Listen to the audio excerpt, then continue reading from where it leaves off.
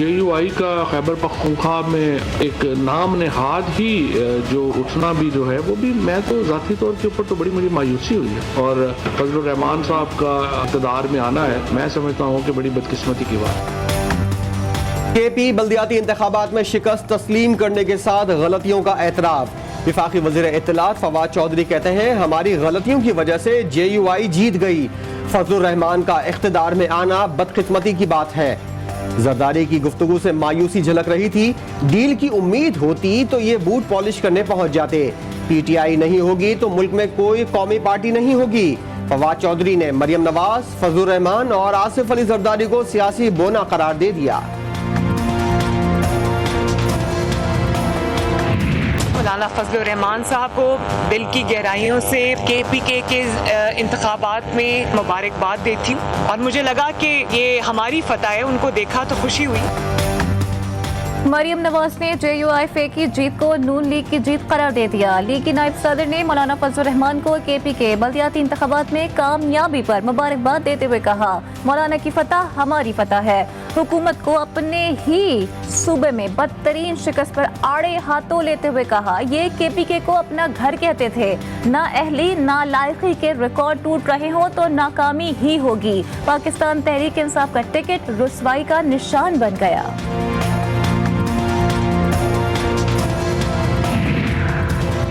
शुमाली पंजाब की जमात मौलाना की जीत पर खुशियां मनाने पर मजबूर है।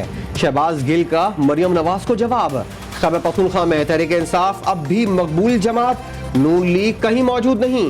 कहा बल्दियाती इंतखाबात में PTI को अपनों नहीं हराया। तर्जुमान PDM हाफिज हमदुल्ला कहते हैं KPK में जिस वक्त JUI की हुकूमत थी तब फवाद चौधरी पैदा भी नहीं हुए थे। इनकी पैदाइश से कबल मुफ्ती महमूद जैसी जमहूरी शख्सियत थी जिन्होंने पाकिस्तान को 1973 का मुतफ़िक़ा आइन दिया। आइन बनाने वाली पार्टी जमीयत उलमा इस्लाम पे को इंतहा पसंद कहने वाले खुद इंतहा पसंद और शिद्दत पसंद हैं। खैबर पख्तूनख्वा बल्दियाती इंतखाबात में शिकस्त पर वज़ीर आज़म भी बरहम। वज़ीर आला पख्तूनख्वा महमूद खान ने वज़ीर आज़म की हिदायत पर कमेटी कायम कर दी। वज़ीर आला ने अहम हुकूमती शख्सियत की शिकायत कर दी। पार्टी वर्कर्स को नाराज करने पर तहफ़्फ़ुज़ात का इजहार। वज़ीर आज़म ने दूसरे मरहले के लिए मजबूत उम्मीदवार मैदान में उतारने का टास्क सौंप दिया।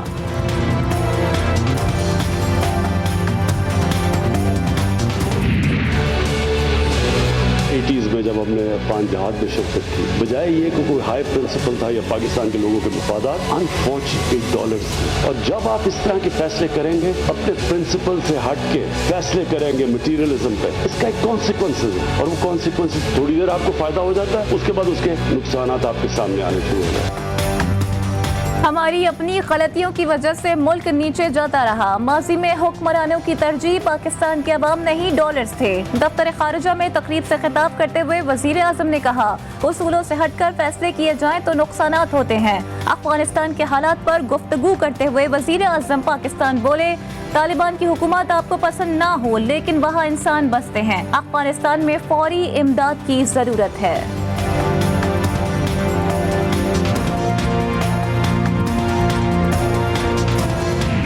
मेल की स्टोरी इमरान खान साहब ने शहबाज शरीफ साहब के खिलाफ प्लांट कराई थी डेली मेल के अंदर। शहजाद अकबर साहब PID में रोज बैठकर कागज लहराते थे कि इतना अरब चला गया।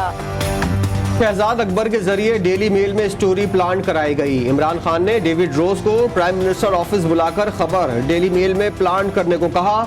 मरियम औरंगजेब का इल्जाम। मुलाकात में शहजाद अकबर भी मौजूद थे। बाद में डेली मेल में खबर छपी।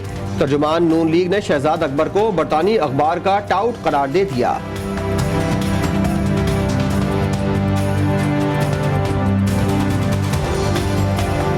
मैं आज भी शहबाज शरीफ का इंतज़ार कर रहा हूँ और मैं चैलेंज करता हूँ कि मुझे आप किसी भी अदालत में बुला लीजिए, मैं तमाम सबूत लेके हाजिर हो जाऊँगा। 7 अरब से जायद के असासे जो शहबाज शरीफ और उनके बीवी और बच्चों के हैं वो 2008 से लेके 2018 तक की मुद्दत में बढ़े हैं 7 अरब रुपए।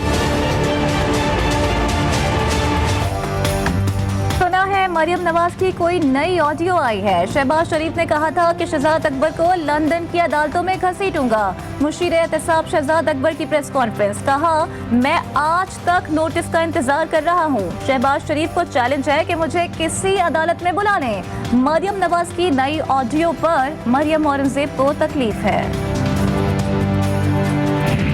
वोटर लिस्ट में इंदिराज का टाइम नहीं बढ़ाया गया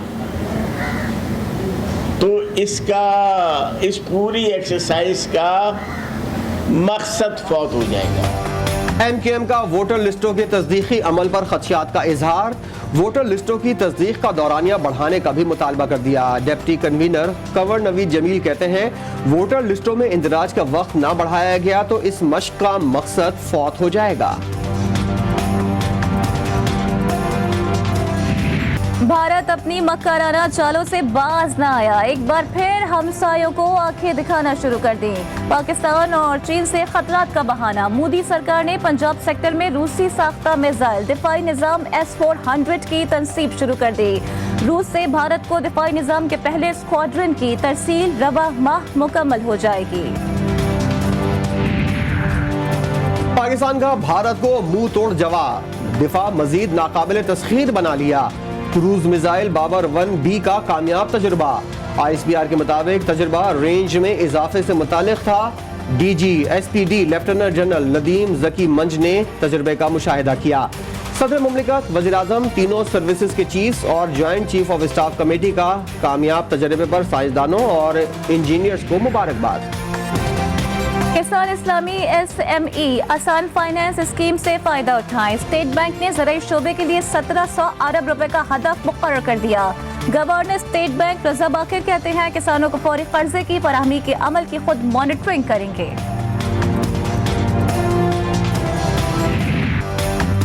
मुल्क में गैस का शॉर्टफॉल जारी। सुई गैस कंपनीज ने बहरानी कैफियत का एतराफ कर लिया। शहर कायद के सार्फिन सबसे ज्यादा मुतासिर हुए। गैस दस्तियाबी नहीं तो फराहम कहां से करें। सुई सदरन और सुई नॉर्दर्न गैस कंपनीज के MDs ने कायमा कमेटी में बेबसी भी जाहिर कर दी।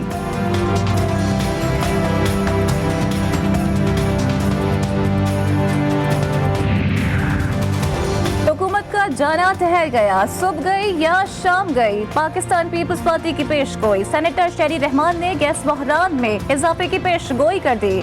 हुकूमत पर डिफॉल्ट कंपनी से LNG कार्गो खरीदने का इल्जाम। कहा सिंगापुर की कंपनी ने पाकिस्तान को 10 जनवरी तक कार्गो डिलीवर करने से माजरत कर ली।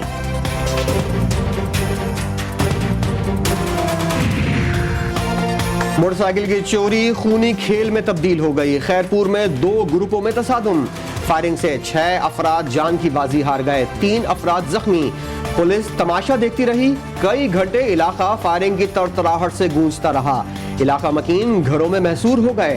हालात काबू में आने पर पुलिस ने तहकीकात शुरू कर दी।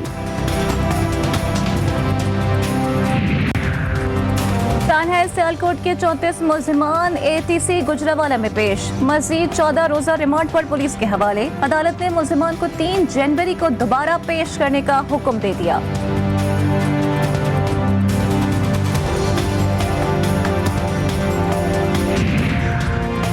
प्रोफेसर डॉक्टर ताहिर शमसी आहों और सिस्कियों के साथ कराची में सुपुर्द खाक। नमाज जनाजा में शहरियों की बड़ी तादाद शरीक हुई। डॉक्टर शमसी ने 1996 में पाकिस्तान में बोन मैरो ट्रांसप्लांट मुतारिफ करवाया। कोरोना के सेहतियाब मरीजों के प्लाज्मा से कोविड-19 के मरीजों के इलाज का आइडिया दिया। अमरीकी तंजीम ने डॉक्टर ताहिर शमसी को लाइफ टाइम अचीवमेंट अवार्ड से नवाजा।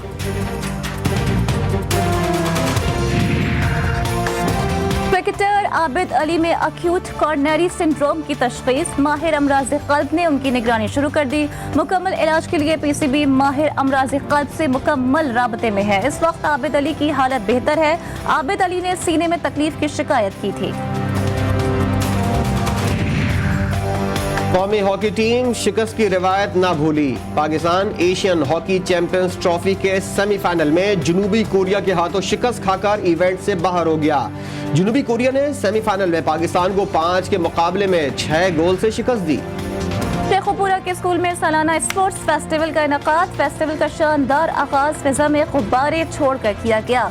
तलबा के दरमियान मुख्तलिफ खेलों के मुकाबले पोजीशन हासिल करने वालों को तहाइफ भी दिए गए।